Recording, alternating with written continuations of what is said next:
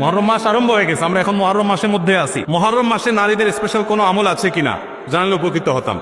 মুহররম মাসে পুরুষদের জন্য যে আমলগুলো আছে, আমাদের মা বোনদের জন্য একই আমল আছে, মা বোনদের জন্য আলাদা কোনো আমল নাই। মুহররম মাসের সবচেয়ে গুরুত্বপূর্ণ আমল হলো বেশি বেশি রোজা রাখা। বেশি বেশি কি রাখা? রোজা রাখা। নবী করিম সাল্লাল্লাহু আলাইহি সাল্লাম বলেছেন, আফদালুস সিয়ামি বা'দা রমাদান শাহরুল্লাহিল মুহররম।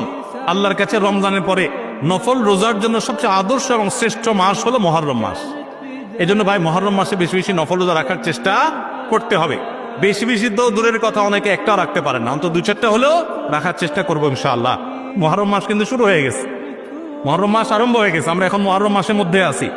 সম্মানিত মাসের মধ্যে সম্মানিত 4টা মাস আছে, এর ভিতরে সবচেয়ে শ্রেষ্ঠ হলো এই মুহররম মাস, বছরের প্রথম মাস, হিজরি বর্ষের। অতএব এই মাসের প্রধান আমল হলো বেশি বেশি নফল রোজা রাখা। দ্বিতীয় আমল হলো মুহররমের 10 তারিখ আশুরা, এই আশুরা উপলক্ষে 2টা রোজা রাখা।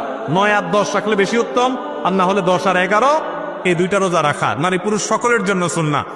নারীরা যদি মাসিক অবস্থা না থাকেন তারা রাখবেন না, মাসিক অবস্থা না থাকলে তারা রাখবেন না। তাদের নিয়ত থাকলে আল্লাহ তাআলা তাদেরকে এমনিতে সওয়াব দিবেন ইনশাআল্লাহ।